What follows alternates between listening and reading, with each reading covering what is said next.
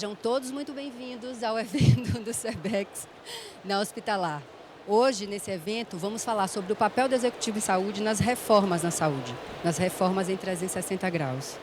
De que ferramentas a gente está falando e com que a gente pode contar para essas mudanças. Os conceitos de ESG ajudam? O que a gente faz com os nossos dados e o que a gente faz com a saúde digital dentro da nossa gestão e da nossa governança? Governança clínica pode contribuir com a governança corporativa para essas mudanças? É isso que a gente vai discutir hoje nessa tarde de trabalho aqui durante o Hospitalar. Balestrinha, há 9 anos você sonhou esse sonho, o SEBEX, o Colégio Brasileiro de Executivos em Saúde. Eu pensei em desistir várias vezes. Como provavelmente todos nós, em algum momento da vida, pensamos em desistir de algo. Mas tenho certeza que o que nos traz aqui é exatamente essa vontade que a gente tem de acertar, de fazer e a resiliência que todos nós temos.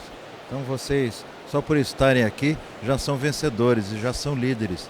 Isso que é importante. O que a gente pensou foi exatamente em termos de um colégio de líderes.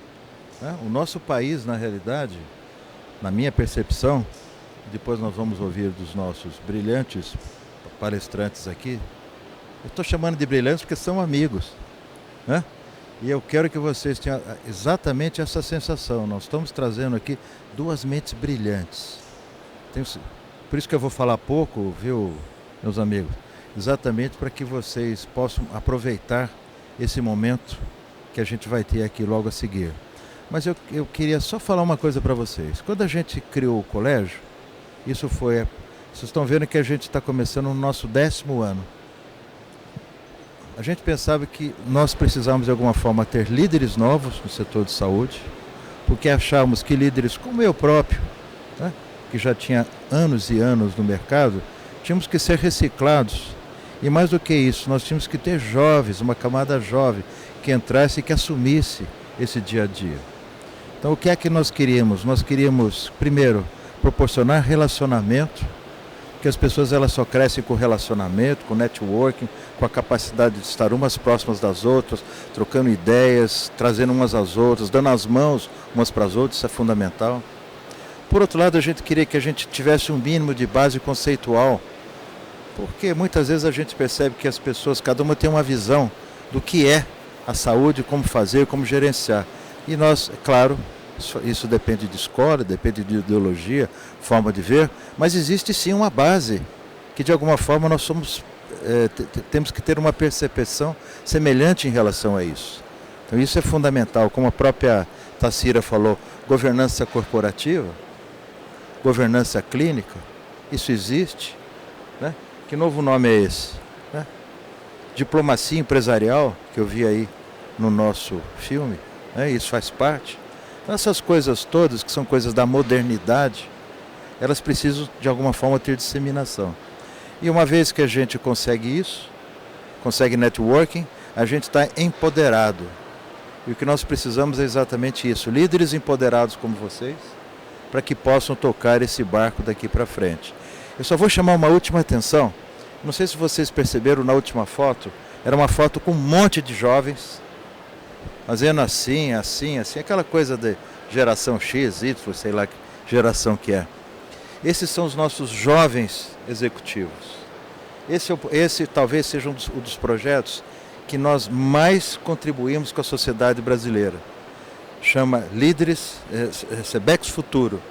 São 39 jovens com até 39 anos de idade que participam de um projeto de mentoria, conversando com 20 profissionais, homens e mulheres, que de alguma forma têm uma inserção dentro do mercado de saúde, que conhecem esse desenvolvimento, que são generosos no seu approach com esses jovens. E eu tenho certeza absoluta que todos esses que hoje constituem o nosso alumni, nós temos mais de 250 jovens, que nós já formamos todo esse tempo. Então nós já prestamos esse serviço à saúde brasileira. Nós já formamos mais de 250 líderes em todos os setores. Então eu queria só deixar isso para vocês, que isso é um dos grandes orgulhos que nós todos temos que ter. Há 10 anos que nós estamos fazendo isso. E aqui, ó, eu estou vendo vários dos nossos líderes, presidentes de presidente de capítulo, presidente do capítulo de Goiás, presidente do capítulo de Santa Catarina, presidente do capítulo do Piauí, a Tacira, que é a nossa diretora executiva, que desempenha um brilhante trabalho, que é aguerrida, que faz, parabéns.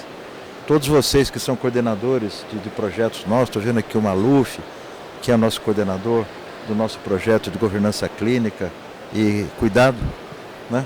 Nunca sei direito o nome, sempre falo errado, então...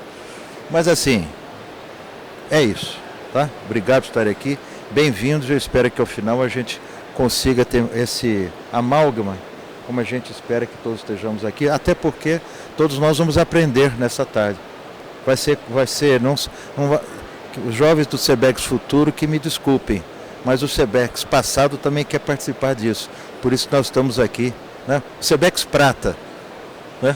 Nós estamos aqui exatamente para ouvir as experiências desses dois senhores que eu reputo como duas personalidades importantes. Uma mais focada no setor privado, se é que eu posso chamar assim, e outra mais focada no setor público. E eu já... Posso chamar? Você então, já fica aí. Eu fico. E já Você vai embora, né? Eu Tchau. vou embora. Então, eu queria chamar o Nigro. Nigro é um profissional... Bom...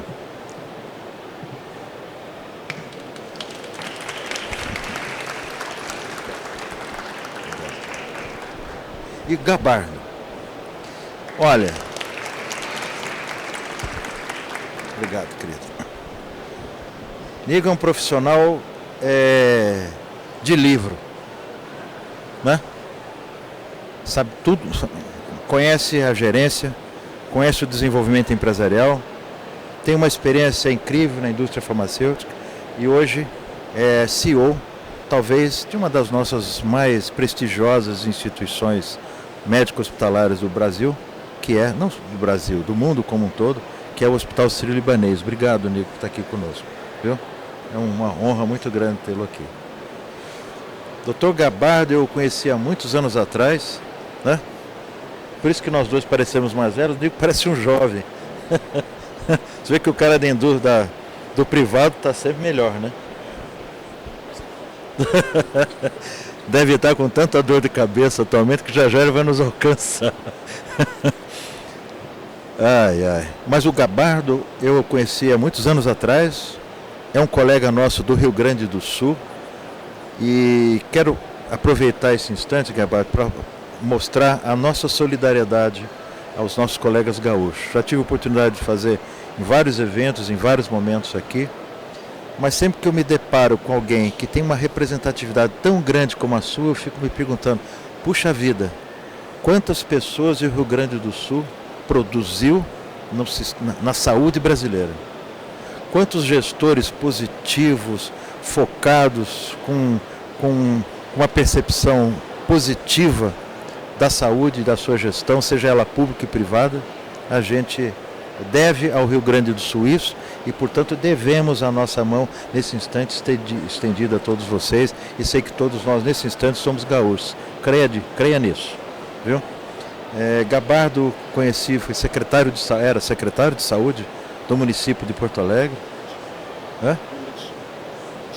Do estado, imagina, né? Porto Alegre é tão grande que né, do Rio Grande do Sul. Depois nós nos encontramos várias vezes em várias atividades. Gabardo, todos vocês sabem, foi secretário executivo do Ministério da Saúde, né?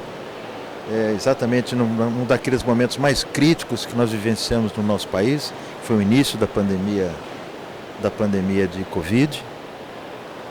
E hoje presta um trabalho muito interessante na Secretaria de Saúde de São Paulo, que eu vou deixar ele falar se ele quiser, né? Mas quero dizer para vocês que é um dos responsáveis naquilo que nós paulistas chamamos de SUS paulista, né? Que é algo que de alguma forma, na minha percepção e de vários de nós, vai dar um fôlego institucional, ao mesmo tempo que vai trazer uma repercussão importante, na minha opinião, também para o Brasil, tá? Então, por favor, obrigado por estarem aqui, né? Eu acho que o que eu já tinha que falar, eu já falei bastante, né? Como eu disse, eu quero aprender com vocês. Eu sei que todos nós hoje temos as nossas agruras, estamos enfrentando as dificuldades. O setor de saúde é um setor, infelizmente, em crise, né? Seja ele crise no setor privado, crise no setor público. Ontem mesmo, Migro, você estava. Tivemos a oportunidade de ver uma apresentação de um trabalho que a ANAP fez, né? Ontem foi 15 anos do lançamento do Observatório ANAP, né? Eu era na época vice-presidente da ANAP, fui o coordenador do projeto, depois fui presidente da ANAP, onde a gente lançou o Observatório, que até então eram 2 projetos distintos, um chamado SINHA e outros melhores práticos. Mas é impressionante como os números melhoraram e depois deterioraram, né? As nossas relações, não técnicas, mas as nossas relações, eu diria, empresariais, o sistema como um todo, ele sofre hoje de uma aspereza muito grande de relacionamento entre as operadoras, entre os prestadores, que somos nós, entre a própria agência, que eu a vejo como inoperante, sob certo aspecto, né? E o próprio governo, que eu vejo como mais inoperante ainda, né? Se vocês me perguntarem, o SUS é o Sistema Único de Saúde, mas não significa que ele só cuida do público. Ele também cuida e tem que cuidar do privado. Não sei se o Gabardo concorda comigo.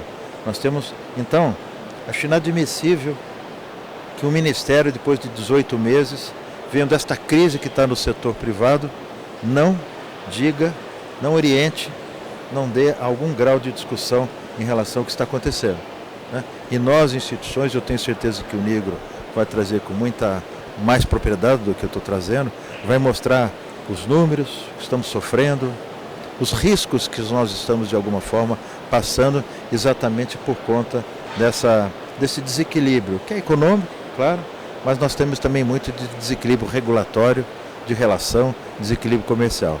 Eu vou, Gabardo, se você não se importar, primeiro passar a palavra para o Nigro, depois a gente conversa.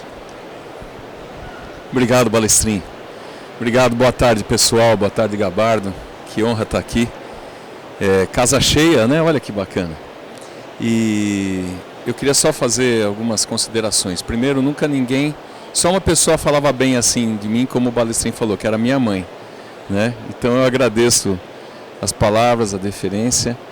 E então, e a segunda coisa, é bacana ver a casa cheia quando a gente vem falar de sustentabilidade, né? O tema que nós estamos tratando aqui é um tema, o ESG, a governança, as boas práticas, isso é sustentabilidade. Então eu tenho certeza que vocês têm uma porção de coisas bacanas para verem e ouvirem e escolheram estar aqui para falarmos deste tema. E se tudo der certo, eu espero que a gente tenha tempo para fazer um bate-bola, porque mais do que falar, seria interessante a gente trocar ideias.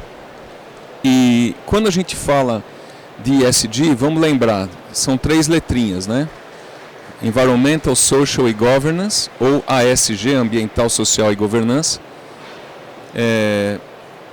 A gente tinha que somar um E aí, não tinha, não? Aliás, na década de 90, quando após a Eco 92, eu estava no olho do furacão nessa época, e quando se falava de sustentabilidade, os estudiosos começaram a falar no famoso tripé da sustentabilidade, que era o econômico, o social e o ambiental. Era o tripé da sustentabilidade.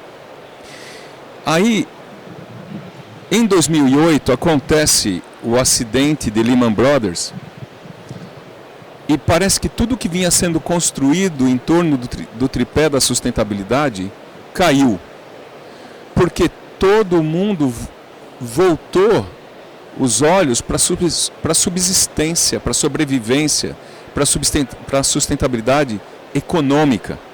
E nós perdemos décadas de construção de uma narrativa que era uma narrativa de prepararmos a humanidade para garantir as gerações futuras terem acesso aos mesmos recursos que nós estamos tendo.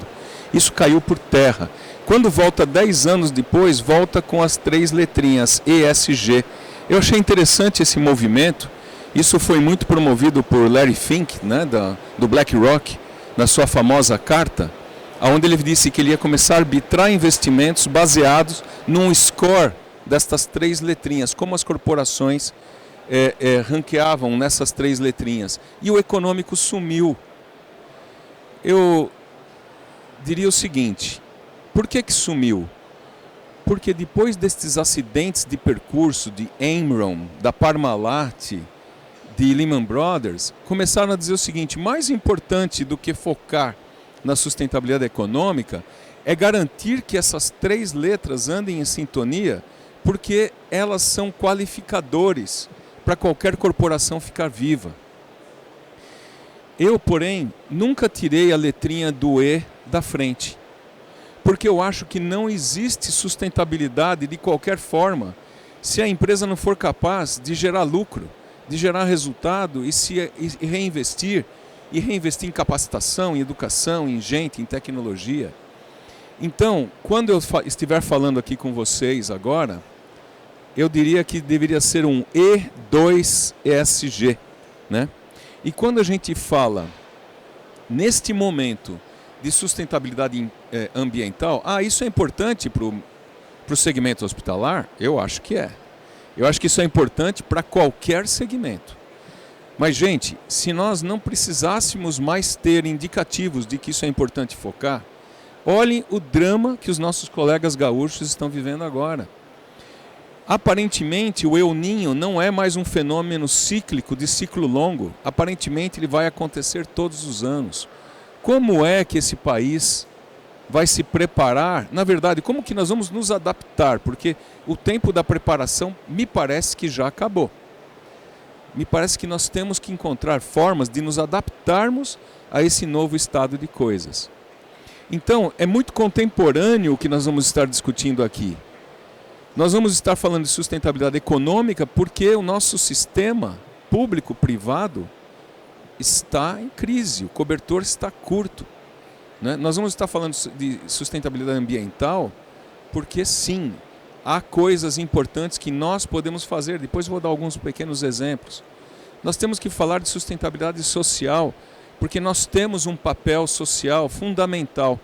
E a governança é aquilo que garanta que a gente não incorra em erros como grandes grupos, infelizmente, incorreram. Nós vimos nos últimos anos Samarco, nós vimos Vale, né, com Brumadinho, nós vimos as lojas americanas, pareciam intocáveis e que derrubaram, caíram por falta de atenção ou talvez por um erro de priorização, né, de alocação de capex, de alocação de recursos e gente. Então, eu tinha preparado uma apresentação, eu tenho uma apresentação que quando eu sou chamado, eu levo comigo e faço uma apresentaçãozinha rápida. A Tarsila falou, vamos tentar fazer isso no Gogó. Então, como tem um comunicador aí que fala que a gente às vezes precisa fazer ao vivo, eu transferi tudo para uma página. E o que eu vou dizer para vocês, rapidamente, é que esses tripés de sustentabilidade, para mim, eu tive uma grande oportunidade. Porque eu vinha de 40 anos de indústria, quando as senhoras, né, da Sociedade Beneficente de Senhoras Sírio-Libanês me chamaram, estava no 3º quadrante da pandemia, né, segunda metade de 2021. E a pandemia colocou esse segmento bastante de cabeça para baixo, principalmente os economics, né, a parte econômica, ela ficou bagunçada. E eu acho que elas foram extremamente inovadoras e correram um grande risco trazendo um cara de fora do setor, né? Eu vim, na minha cadeira, os 100 anos que precederam a minha posição foram sempre médicos naquele lugar. E médicos brilhantes que trouxeram essa instituição ao longo de guerras e crises e pandemias, né? O Sírio sobreviveu a isso tudo, então tem uma resiliência muito grande. Provou que tinha essa resiliência. Mas e os próximos 100 anos? Como é que ficariam? Será que aquilo que trouxe o Sírio até aqui seria o suficiente para mantê-lo vivo? Provavelmente não, porque olhando para dentro, houve esse desarranjo pós-pandêmico, ou durante a pandemia. Olhando para fora, o mercado mudou demais. Aquela coisa do venha a nós o vosso reino acabou faz tempo. O fee for service já vem sendo desafiado há muito tempo, não é? Como que as instituições vão reagir a esse movimento de horizontalização, com grandes grupos se formando, e verticalização acontecendo ao mesmo tempo? Balestrinha, eu já tinha visto muita horizontalização. Processos de consolidação de segmentos fragmentados eu já tinha visto várias vezes. Mas acontecer a verticalização ao mesmo tempo, isso eu não tinha visto. Então, instituições filantrópicas focadas na excelência da medicina, do cuidado, da educação, de repente se viram acuadas e falaram assim, e agora? Então eu entrei nesse momento, completando 100 anos, e falei, olha, que oportunidade a gente tem de lançar um novo planejamento estratégico com vistas aos próximos 100 anos, por incrível que pareça, a gente fez esse exercício, mas com um toque de realismo, vamos olhar para 2030. Então, era uma visão de 8 anos para frente. E neste grande diagnóstico que foi feito, o que nós vimos é o seguinte, a primeira decisão que nós tomamos, que virou uma das nossas batalhas estratégicas, era crescer. Parece trivial, né, para todo mundo que está no mundo privado, mas não era trivial para uma sociedade beneficente. Então, deste exercício todo saíram 8 batalhas. A primeira era crescimento. As outras 7 batalhas são batalhas viabilizadoras desta decisão. Então, são batalhas que passaram por inovação, educação e ensino, por atração e retenção de talentos, digital transformation, ESG, marca e reputação e uma cultura viabilizadora da estratégia. Essas 8 batalhas definem tudo que eu faço da hora que eu acordo até de noite. A gente tem uma brincadeira lá dentro do Sírio que a gente fala o seguinte, em que batalha, me chamou para uma reunião, em que batalha essa reunião vai entregar? Ah, na batalha X. Nessa batalha, quais são as iniciativas que elas endereçam? A iniciativa ABC, então a gente faz a reunião. Se não endereçar uma batalha, uma reunião, uma iniciativa, a gente não faz a reunião. Não faz mesmo, né? Então a gente vem trabalhando com esse mantra e vocês viram que eu falei aí no meio que ESG virou batalha estratégica. E isso daqui era uma outra coisa que parecia óbvia para uma instituição que nasceu de mulheres, ou seja, ela já nasceu inclusiva há 100 anos atrás. Até hoje, o nosso Conselho Deliberativo é formado por 64 mulheres. E eu reporto para a diretoria de mulheres, que é um extrato desse conselho, eu reporto para 14 mulheres. Então essa é a minha vida todos os dias, né? Ela nasceu inclusiva, mas o ESG não era tão óbvio. Ela nasceu filantrópica, com uma série de iniciativas filantrópicas, mas o S do ESG não era tão óbvio como uma vantagem estratégica. Então, a partir daí, pessoal, nós focamos no ESG potencializado do Edo Economics. E no crescimento a gente decidiu expandir e fazendo uma expansão que não era uma expansão como essas que a gente normalmente vê, do compra, compra, compra, constrói, constrói, constrói. A gente não acredita no modelo de expansão através de colocar leitos e hospitais gerais. A gente acha que isso é contra as megatendências. As megatendências são de deshospitalização, vocês estão vendo isso, basta andar por aí. São de paciente no centro, paciente empoderado tomando decisões, olhando para o Google antes de tomar qualquer decisão, agora a inteligência artificial, o AI. Então, pensar que o mundo vai continuar igual seria paranoico. E nós decidimos um modelo de expansão físico-digital baseado em muito daquilo que as grandes instituições de saúde, filantrópicas inclusive no mundo, fizeram para reagirem à consolidação. Exemplo Cleveland Clinic, exemplo Mayo ou Baptist Health na Flórida, que é o modelo de hub and spoke.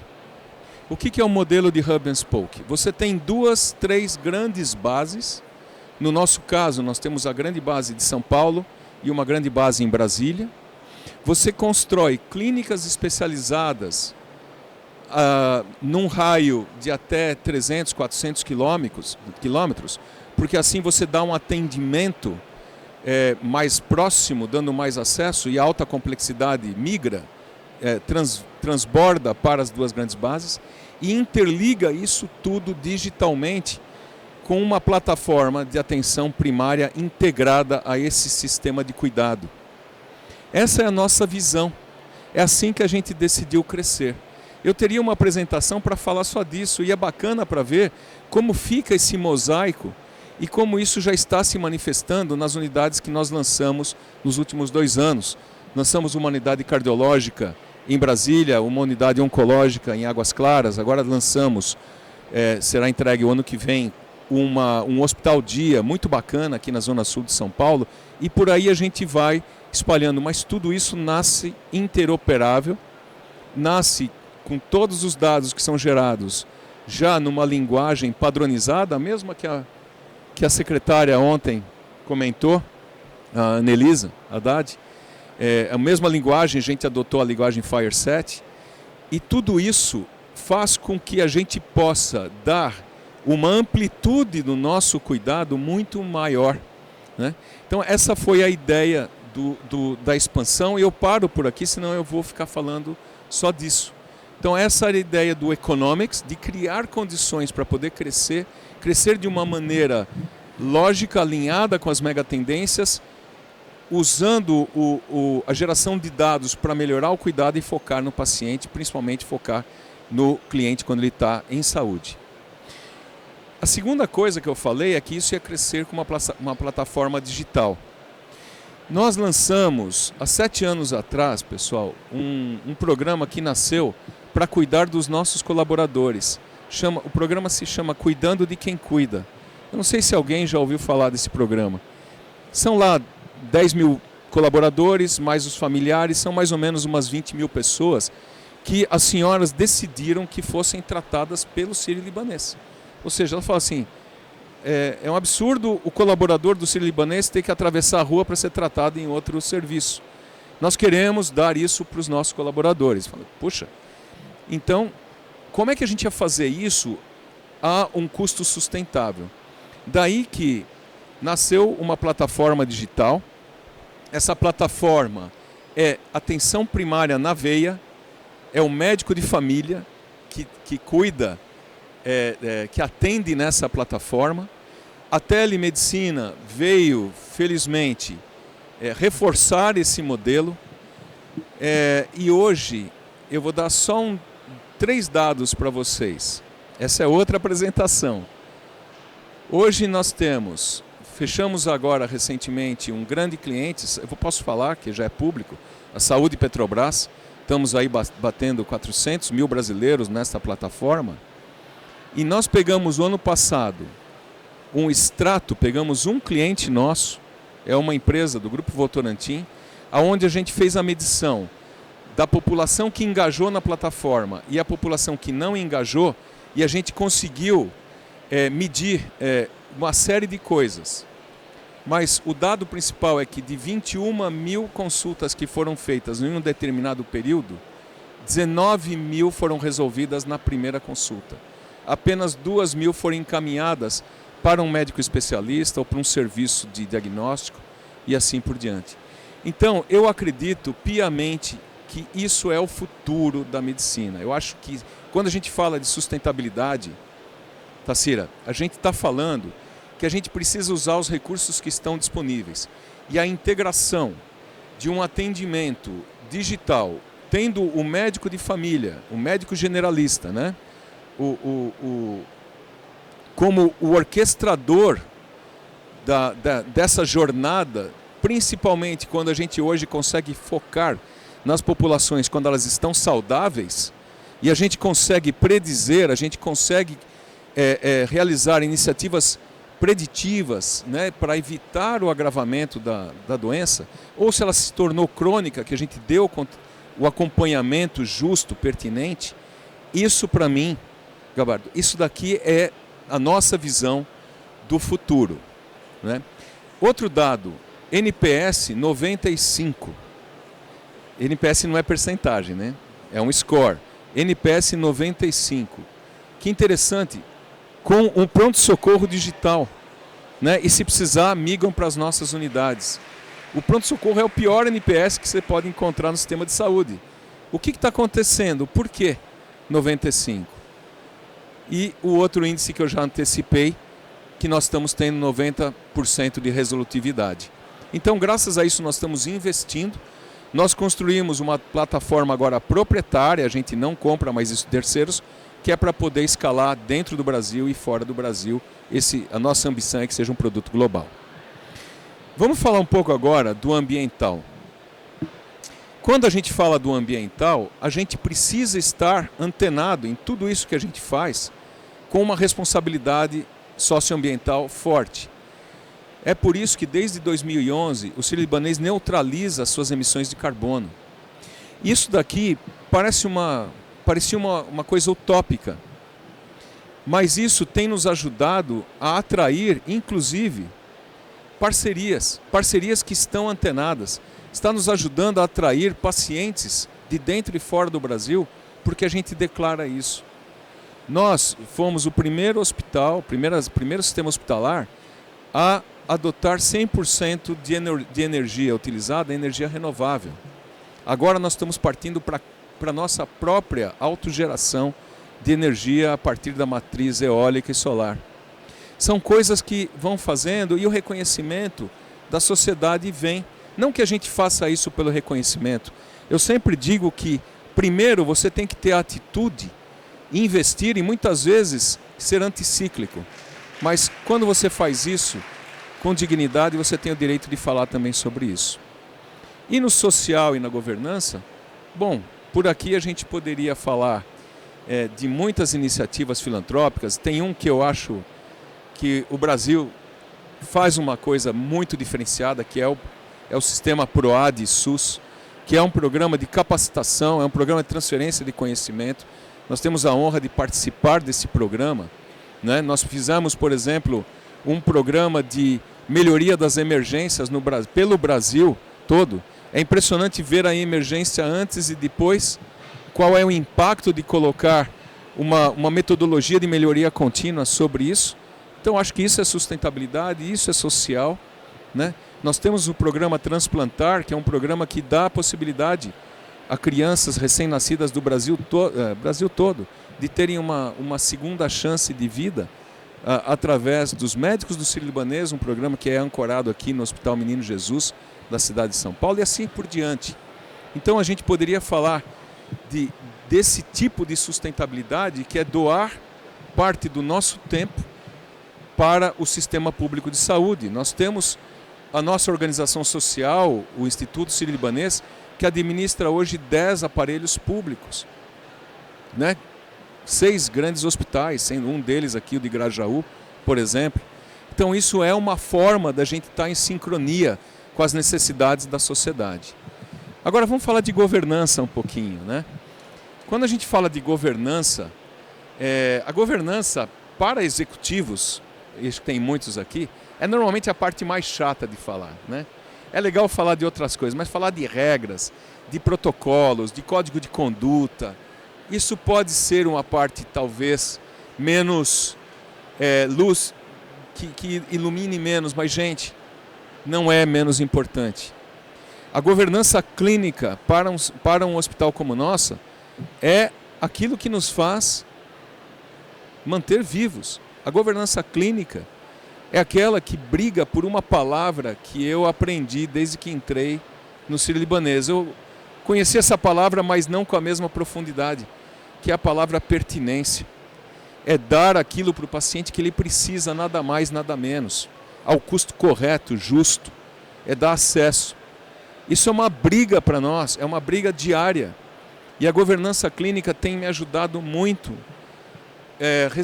Instalamos recentemente, recebemos um profissional muito diferenciado para inaugurar o Value Office, o escritório de valor nosso. E através do escritório de valor, A gente está usando todo o conhecimento que a gente tinha das linhas de cuidado para poder oferecer para as operadoras maior previsibilidade e ter um diálogo mais construtivo, Balestrin. Sair daquela retórica do apontar os dedos e de xingamentos e desgraças só, para que a gente possa ser mais propositivo. E isso nasceu dentro da governança clínica, por incrível que pareça. Não nasceu na área comercial ou em qualquer outro setor de finanças. E tem saído coisas maravilhosas a partir daí.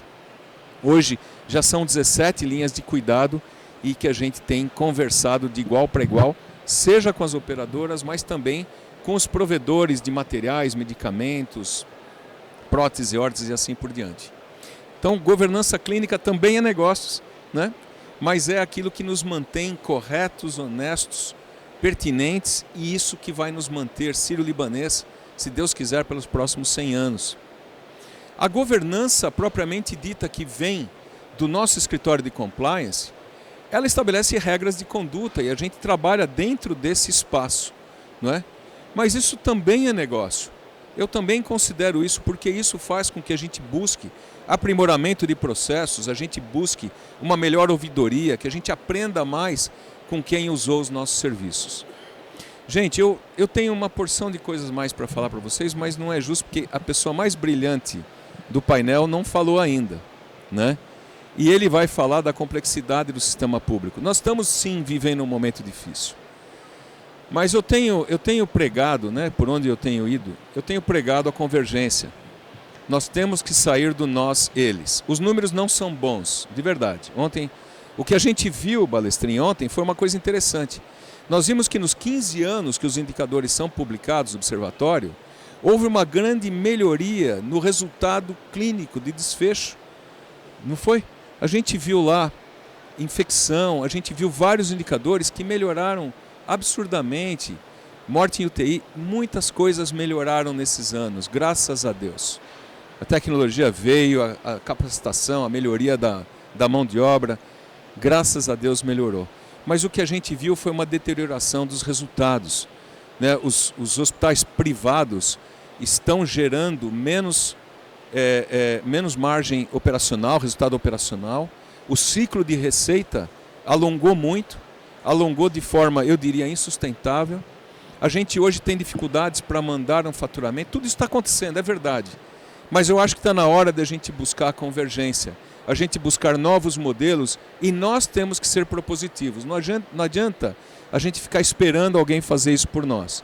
Então nós temos ido para as operadoras, tem um produto recentemente que foi lançado, sírio-libanês, com uma operadora importante, que ancora o sírio-libanês e que tem uma rede completa e que é baseada no compartilhamento de resultados, em compartilhamento de números mais transparentes. É possível, é difícil, mas é possível. Nós temos que quebrar essa espiral negativa na qual nós estamos inseridos e usar a força, né, do capital intelectual que nós temos para inverter essa curva, tá bem? Se tivermos tempo, depois a gente fala mais, ó, tinha mais uma porção de coisas para falar para vocês, tá bom? Muito obrigado agora.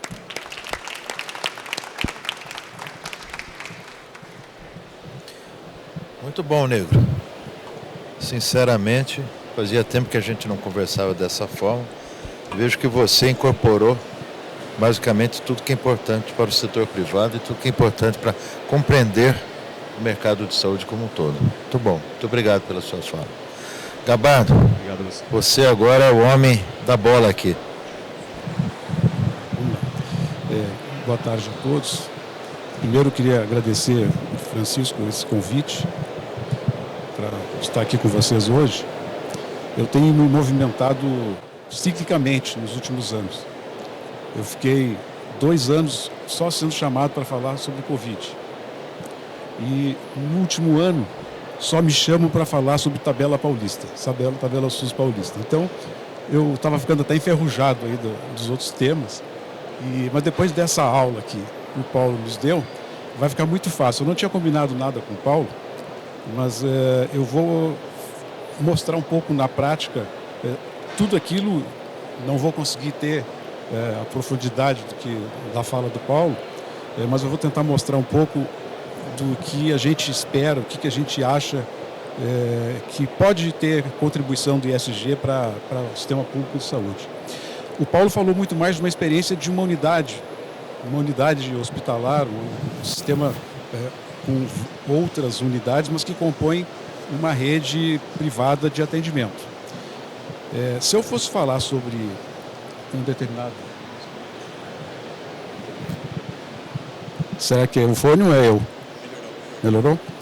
Então, se a gente fosse falar sobre um determinado hospital público, não seria muito diferente daquilo que o Paulo fala sobre a experiência dele na iniciativa privada. Então, eu optei por falar um pouco sobre o sistema público de saúde, que, como o Chico lembrou bem no início, muita gente faz uma distinção de setor público e setor privado baseado na questão da assistência. Quer dizer, o paciente que não tem plano de saúde ou que não paga é o paciente do SUS. Às vezes até de uma forma até depreciativa. Então nós temos o paciente do SUS e o paciente que não é do SUS, que é o paciente privado, que tem convênio ou não tem convênio. Não é assim. O sistema público de saúde ele é muito mais abrangente do que isso. O sistema público de saúde ele envolve não só a assistência que é realizada nas unidades públicas ou contratadas pelo sistema público, mas também na rede privada. Em todos os aspectos, tanto do paciente como da própria rede. Recentemente a gente viu um acidente numa movimentada avenida do estado de São Paulo, onde uma pessoa recém-assaltada corre atrás de uma motocicleta e entra com uma Lamborghini num poste. Bom, ele perdeu o Rolex e provavelmente vai perder a Lamborghini dele. Mas se ele tivesse se machucado, se ele tivesse tido alguma lesão e que precisasse de assistência médica, ele seria recolhido por uma ambulância do SAMU, igual a qualquer um de nós. E provavelmente ele fosse colocado numa emergência ou num pronto atendimento, que poderia até ser uma unidade pública de saúde. Em Porto Alegre, por exemplo, qualquer acidente que acontecer, independente da classe social das pessoas, ela vai ser atendida inicialmente no pronto-socorro municipal de Porto Alegre. Não tem nenhum outro hospital que possa fazer, que substitua esse atendimento que é feito na rede pública, para todas as pessoas. Então, o sistema público, como é que ele se relaciona com a iniciativa privada? Quem que estabelece as regras, a legislação para o funcionamento de um hospital privado? Quem faz a fiscalização sobre os medicamentos, licenciamento dos medicamentos que lá são utilizados? Então, o sistema público é muito mais abrangente do que a gente falar na assistência ao paciente no sistema público de saúde. Bem, o que a gente... Eu pensei aqui fazer uma viagem com vocês, tá? Uma viagem de... o que a rede pública de saúde, o sistema público de saúde poderia ser beneficiado e pode ser beneficiado com a implantação do ISG, da governança clínica e de saúde digital, que foi colocado como os desafios para essa nossa apresentação. Eu atrapalho aqui vocês, avisando vocês? Então, essa apresentação eu vou abordar um pouco dessa questão ambiental, social, a governança, e como é que isso pode transformar a infraestrutura da saúde, né? Para que ela seja mais eficiente, para que ela seja mais equitativa e alinhada com os procedimentos, com os princípios de desenvolvimento sustentável, que é isso que a gente busca. Eu faço uma declaração aqui para vocês.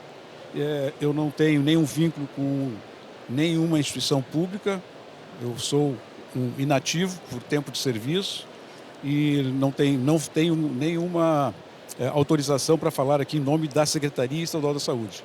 Eu falo aqui individualmente, até porque esses temas que nós vamos falar aqui não fazem parte do objeto da minha consultoria na Secretaria Estadual de Saúde, que é especificamente a questão do projeto de regionalização e o projeto de elaboração e implantação de uma nova tabela de pagamento aos prestadores de serviços que são contratados.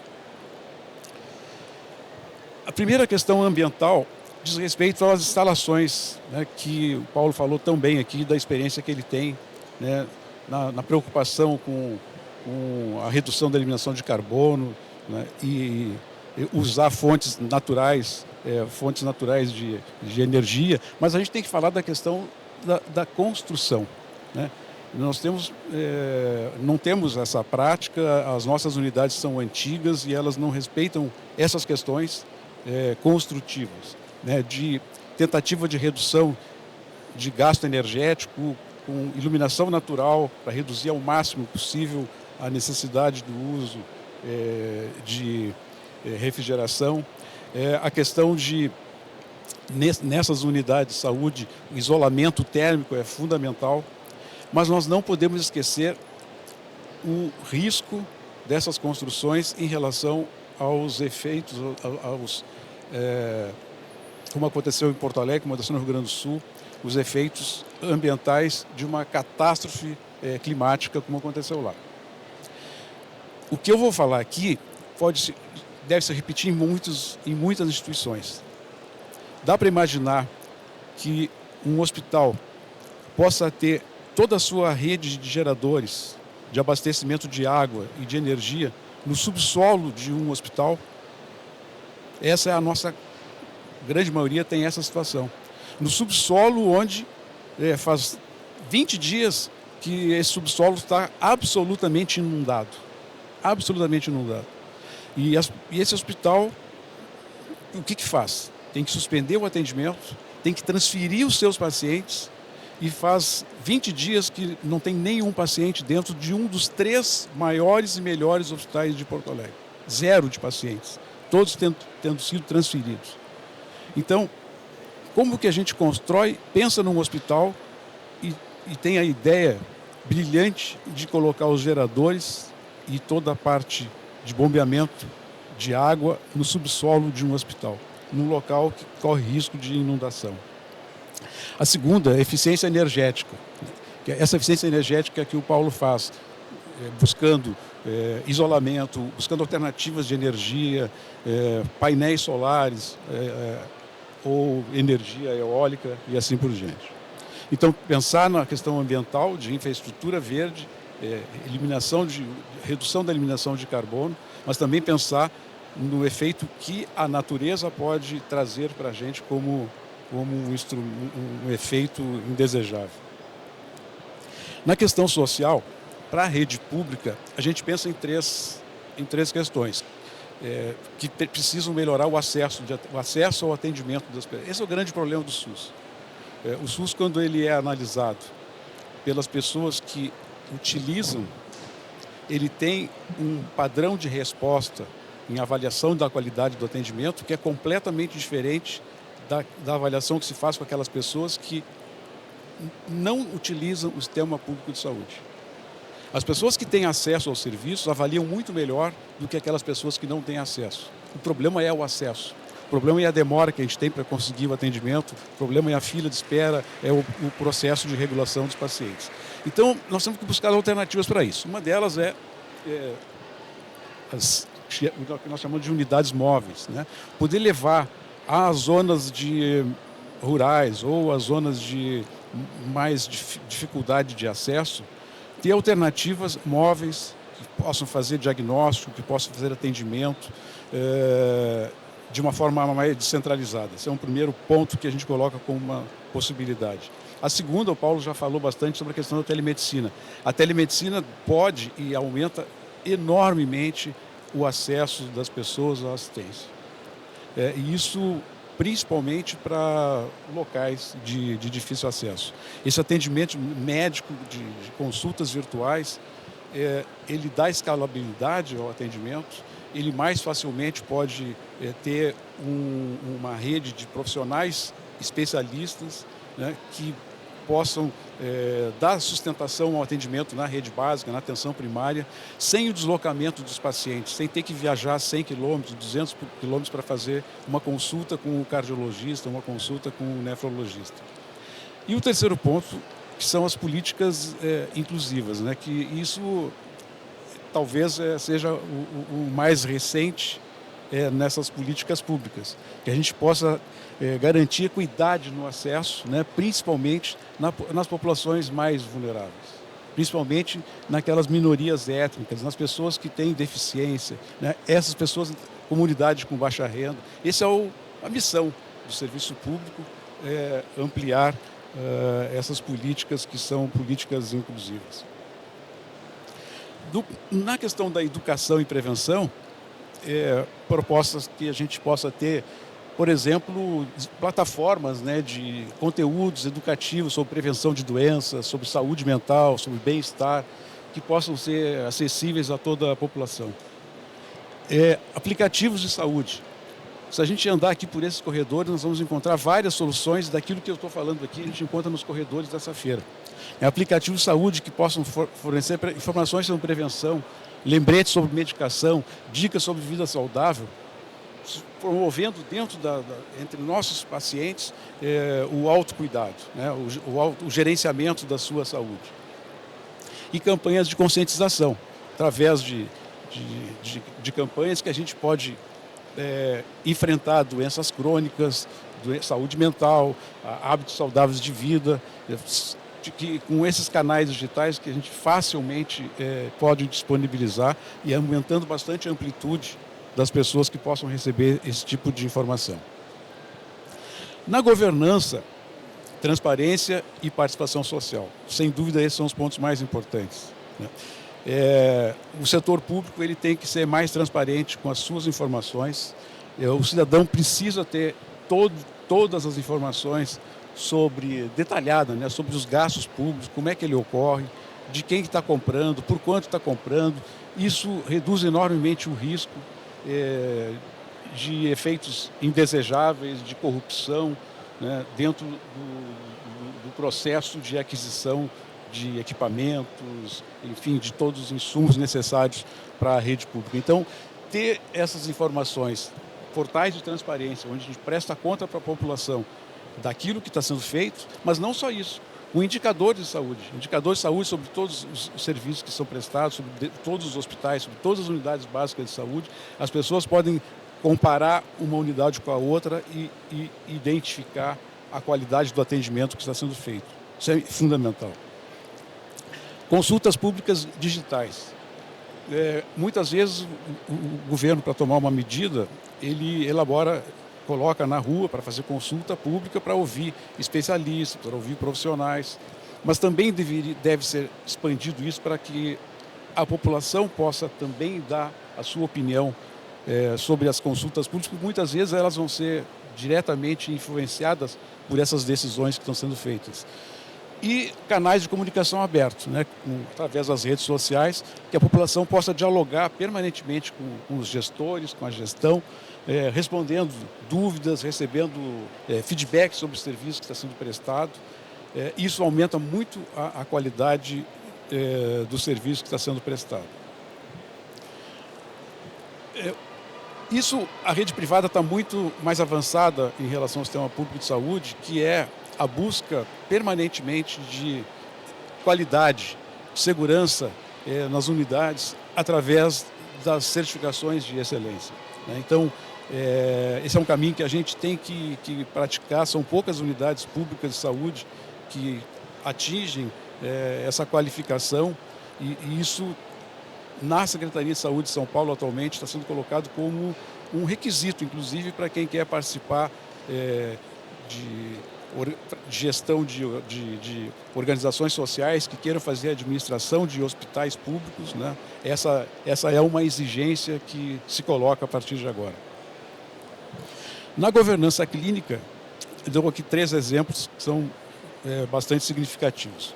A primeira, redução de erros médicos. Como é que a gente pode fazer isso, né? Existem algoritmos hoje que podem auxiliar na tomada de decisão. Se a gente aprofundar isso, é possível fazer protocolos, tratamentos personalizados, né, que podem dar um tratamento de acordo com a característica individual de cada paciente. A inteligência artificial hoje possibilita que isso seja feito, a análise de grandes bancos de dados, nos ajuda a chegar a essas conclusões. Isso na melhoria da qualidade, né, utilizando então Big Data para desenvolver esses protocolos baseados em evidências científicas.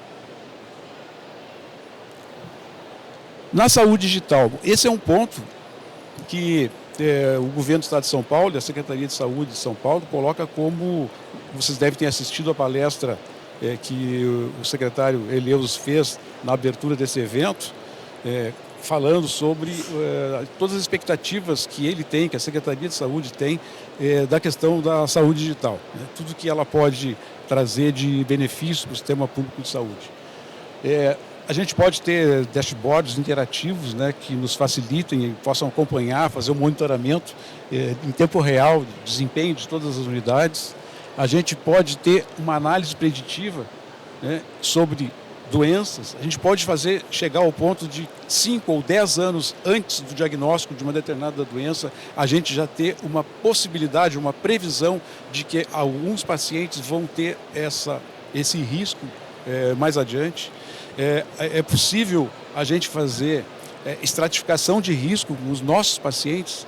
Não é difícil que uma unidade básica de saúde, que tenha todos os seus pacientes cadastrados, que elas possam fazer estratificação de risco desses pacientes, saber os seus pacientes que têm hipertensão, qual é o risco desse paciente com hipertensão ter que fazer uma internação hospitalar, dele sofrer um infarto, dele ter um acidente vascular cerebral, dele ter que utilizar uma unidade de tratamento intensivo.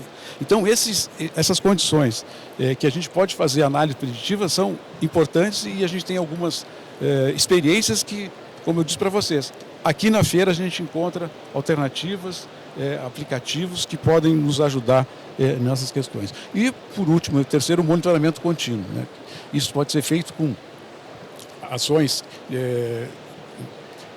instrumentos, equipamentos, insumos médicos que são utilizados, relógios que são utilizados para nos informar pressão arterial, que possam nos informar o traçado eletrocardiográfico do paciente, que pode nos informar de determinadas situações de risco, de desmaio, de queda. Então, isso tudo são ferramentas, né, digitais que a gente pode utilizar no nosso sistema. Automação de processos. Muitas das nossas tarefas que são rotineiras, que são repetitivas, né, em uma quantidade que exige muito trabalho das pessoas, pode ser substituída por robôs ou por automação, para não falar em robôs, né? Tanto o gerenciamento de estoque, distribuição de medicamentos, limpeza, esses fluxos de trabalho podem ser reduzidos, né, tirando a burocracia e tendo automação desses processos.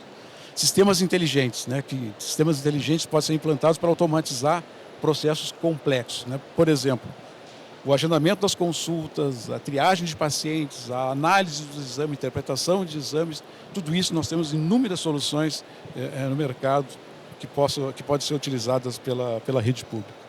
E os fluxos de trabalho digitais, processos manuais que são substituídos, né, por formulários eletrônicos, por assinaturas digitais, por rastreamento ou monitoramento em tempo real de todo o processo, quanto tempo o paciente ficou internado, quanto tempo o leito ficou desativado entre a alta do paciente e a nova reinternação, por que isso aconteceu, o que a gente pode fazer para reduzir esse tempo. São informações super importantes para quem faz a gestão de uma unidade de saúde. E parcerias estratégicas dentro dessa revolução que é possível fazer dentro do sistema público com as ferramentas de saúde digital. Nós podemos ter startups aproveitando expertise em tecnologia, inovação e desenvolvendo soluções que são criativas para a prestação de serviços. Empresas de tecnologia que existem aqui, nós temos inúmeras, né, com soluções que já estão desenvolvidas, prontas e que facilmente podem ser adequadas ou adaptadas às nossas necessidades, né? E aí eu estou falando de sistemas que possam fazer análise de Big Data, sistemas que podem fazer utilização de inteligência artificial, de internet das coisas e tudo mais. E é uma parceria que cada vez mais nós devemos buscar, que é a parceria com centros de informação, através das universidades, dos centros de pesquisas, porque esse é um caminho que, com o tempo, vai ser o futuro da medicina, né? Com o tempo nós vamos ter tratamentos que são específicos para tratar determinadas pessoas, determinadas doenças com aquelas características, né? O medicamento que vai ser utilizado especificamente para um determinado paciente. Isso vai acontecer nos próximos anos, a gente tem que começar a se preparar para isso. O engajamento digital, através de aplicativos de saúde, como eu já falei, os portais dos pacientes, comunidades virtuais, são ferramentas ferramentas digitais que podem ser utilizadas.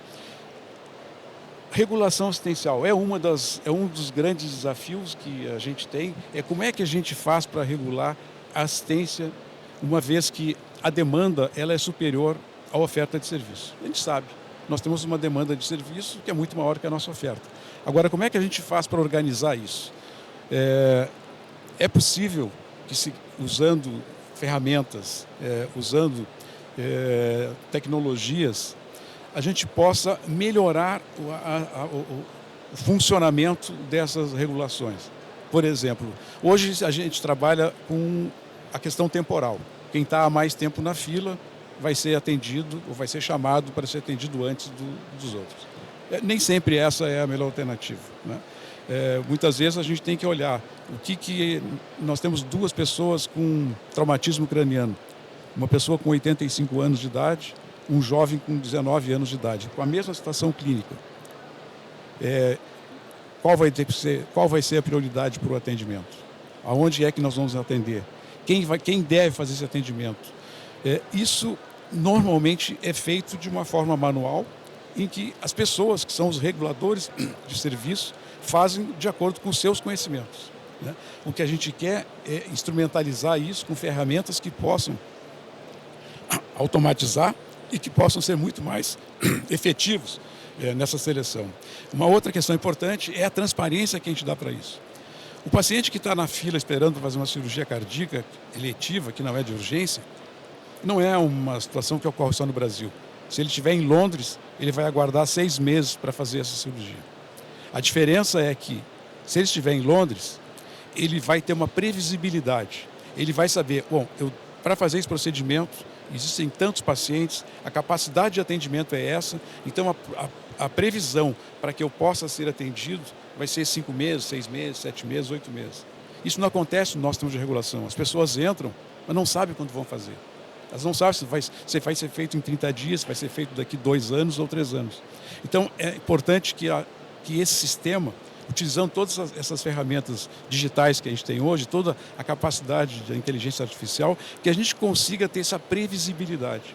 E essa previsibilidade pode ser preditiva. A gente pode começar a identificar, olha, a fila para determinada assistência está aumentando.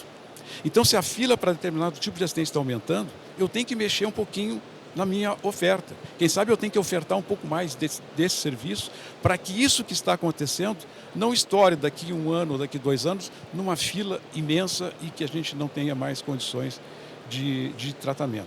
Então, é isso que a gente espera poder fazer na regulação. Dar transparência, utilizar instrumentos que facilitem, que nos ajudem a diagnosticar a prioridade dos pacientes, que tenha protocolos clínicos estabelecidos para essa decisão, para essa tomada de decisão para o paciente que aguarda o atendimento. E tudo isso de uma forma integrada, né? Primeiro com telemedicina, um atendimento domiciliar, a telemedicina ajudando enormemente no acesso às pessoas que têm dificuldade, as pessoas que estão em casa e que têm dificuldade de mobilidade, muitas vezes um deficiente, dificuldade para deambulação, tem que sair de casa, um transporte todo especial para ir no hospital fazer uma consulta que ele poderia resolver com telemedicina. Então, o atendimento domiciliar precisa ser intensificado, e isso não é uma prática muito comum na rede pública de saúde. E atendimento 24/7. Esse atendimento digital pode ser oferecido à população todos os dias, sábado e domingo, durante as 24 horas.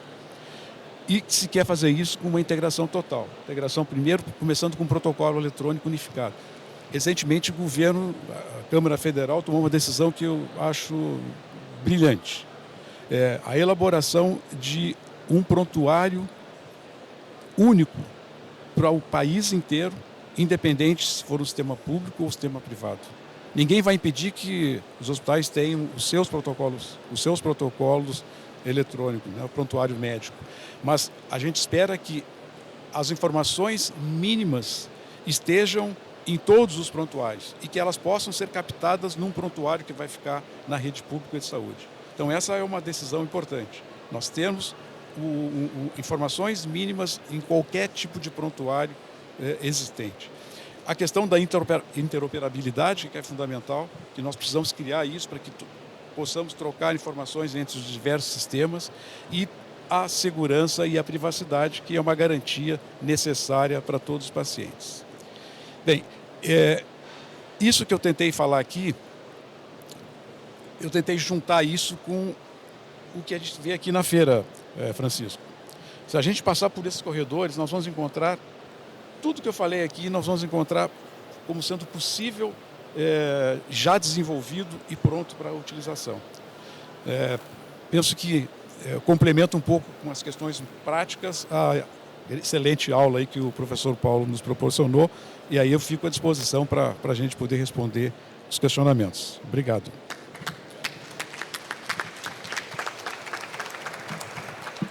Fantástico, incrível. A gente passeou aqui pelos nossos dois mundos, que já vimos que é um mundo só, né?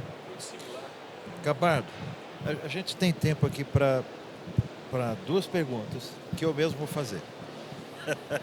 Democraticamente. É claro. Até porque não está funcionando aqui o sistema. O IA nosso aqui vai ser inteligência burra mesmo. Eu mesmo. Inteligência humana. Eu vou sair um pouquinho, mas tem a ver. Vou fazer primeiro a pergunta para você, depois vou fazer uma pergunta para o Nigro, para complementar algo que é importante e que me parece que a gente poderia de alguma forma trazer, principalmente tendo a experiência sua e a sua enquanto algo que vocês estão fazendo. Nós estamos esse é um ano eleitoral. Então nós vamos eleger em São Paulo 645 novos prefeitos, mas não é isso que me importa, mas aqui nós teremos 645 novos secretários de saúde. Muitas vezes esses secretários de saúde são o ginecologista da esposa do prefeito que ganhou, ou coisa parecida. Então eu queria ouvir de você, Gabardo, que com certeza tem uma experiência incrível em relação a isso. A gente está fazendo uma série onde a gente busca dar conteúdo, experiência e formação para esses novos profissionais que vão chegar e exercer um cargo de secretário da saúde sem nunca tê-lo sido, sem saber o que é o SUS, sem saber o que é tripartite, sem saber todas essas coisas que você hoje apresentou para a gente aqui. Então eu queria ouvir de você, já foi secretário, já foi servidor público, que atua dentro de uma entidade pública, que já foi ministro. O que você tem a dizer? O que você acha que seria o perfil que de alguma forma alimentaria os trabalhos de todos, para que a gente possa dizer para eles, olha, para você ser secretário de saúde, precisa disso, disso, disso. E tem mais uma coisa, que é um ESG que faltou aí, que é a governança do setor público. Eu queria que você falasse, porque eu acho que não deve ser simples ser secretário da saúde, como não foi ser ministro, e ser chamado pelo seu chefe, que alguns chamam de presidente, outros chamam de governador, outros chamam de prefeito, e diz, eu quero que você faça isso ou eu não concordo com isso. Como é que é isso? Bem, isso é um grande desafio. O ideal é que todo novo secretário passasse 30 dias com o Torelli e o Torelli pudesse dar capacitação para esse pessoal. Mas o que acontece? Nós não temos nenhuma ingerência sobre quem o prefeito vai escolher para ser secretário. Não pode. Não existe legislação que permita qualquer tipo de ingerência na escolha. O ideal é que o secretário de saúde ele tivesse que comprovar a sua experiência, a sua formação e que passasse por um processo de seleção. Isso é desejável, isso é o que a gente gostaria. Não vai acontecer. Não acontece, não vai acontecer. Então a solução que a gente tem para isso é a cada nova eleição em que se mudam boa parte dos prefeitos e muda-se boa parte dos secretários municipais de saúde, a gente faz cursos de capacitação com esse pessoal. Para ser gestor público, ele precisa ter uma capacitação para isso, porque muitas vezes é alguém que não tem nem a experiência privada de ter feito gestão de alguma coisa. Tem que passar pelo curso do SEBEX. E por isso, quando eu brinquei com o Torelli, eu estava pensando numa coisa como essa. Depois a gente já acerta as contas com ele aqui. É que o Torelli é gaúcho, então é a forma de fazer, sei, dar um cumprimento aí. Todos fazem parte da nossa querência amada. É isso? Só para complementar, esses cursos que você disse, também a gente pode fazer para prefeito, para governador e para presidente, para aprender a ser alguém que entenda um pouco de saúde? É um pouco mais difícil, aí é a questão do voto. Aí você tem que votar em quem você tem essa possibilidade, né? A governança de eleger quem você acha que é preparado. Por exemplo, o secretário não é votado. Por exemplo, o Fernando Torelli. Muito bom. Obrigado, Gabá. Nigro, a gente tem 5 minutos, então é por isso que eu estou aqui, de alguma forma, para a gente manter a gentileza com os próximos colegas que virão e com vocês que são, a gente quer ser bem pontual. Você falou durante a sua fala sobre educação, que é também um dos pilares que você acha, e eu tenho certeza que você está correto, né? De formação de pessoas, de grupos, de capacidade institucional. Eu vejo que hoje muitas das instituições, como as suas, estão buscando fazer escolas, ter faculdades de medicina, ter outras faculdades. Você acha que isso faz parte do processo de sobrevivência, do processo de mudança de perfil institucional, ou se isso é um dos elementos também de ESG dentro da instituição, ou também é tudo isso? Eu acho que é tudo isso, Balestrinho. Eu acho que quando nós decidimos lançar a faculdade sírio-libanês, eu falei antes das batalhas, né? A gente avaliou em quantas batalhas isso iria entregar, entrega praticamente em todas. A primeira delas é pensar na perenidade da própria instituição. O sírio-libanês é feito do seu corpo clínico, do seu corpo assistencial. E quando a gente olha para a idade média do nosso corpo clínico, a idade média já silver, né? Como você falou? Silver. Né?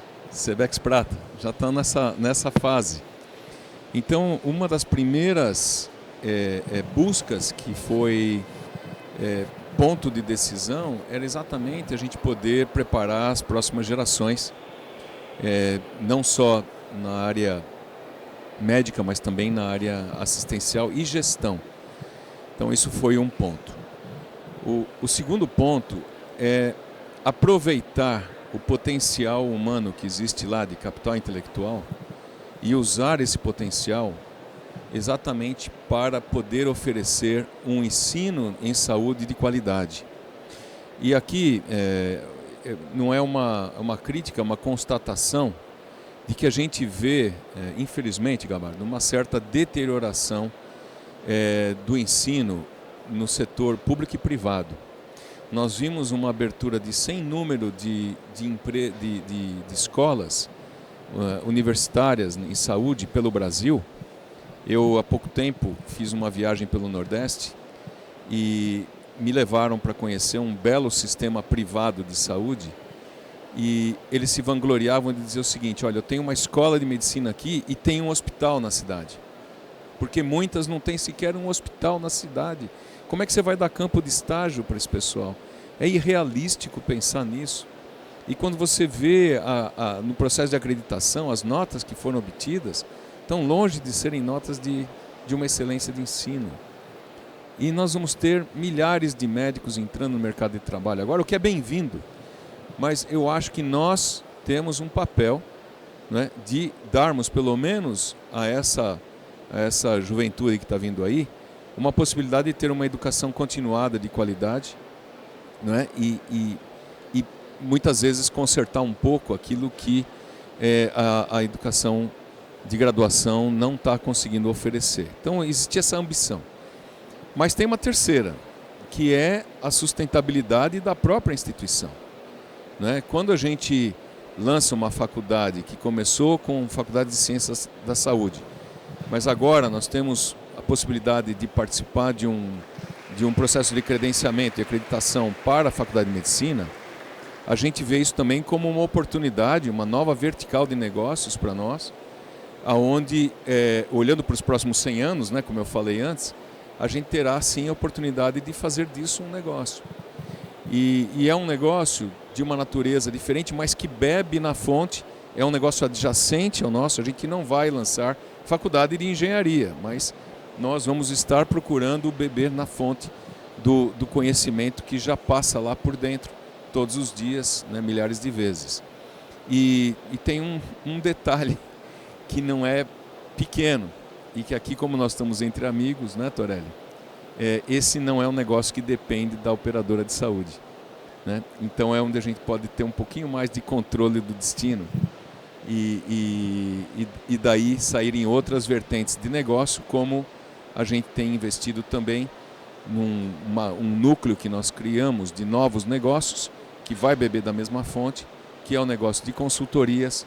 São novas oportunidades de gestão de aparelhos públicos, privados, e também a oportunidade de expandir digitalmente, como eu disse antes, até para dentro e para fora do Brasil. Então, a educação tem um papel, ela tem um papel de gestão do conhecimento, em primeiro lugar, um papel de formação e também um papel de negócios. Por que não, né? Era isso. Muito bom. Gente, muito obrigado. Obrigado, Gabardo. Obrigado, Nigro. Acho que o nosso papo aqui, na minha opinião, foi excelente, né? Alguém é contra? Então, quem for contra, que levante. Vocês que estão de pé, pode continuar. Gente, por favor, uma grande salva de palmas para esses homens.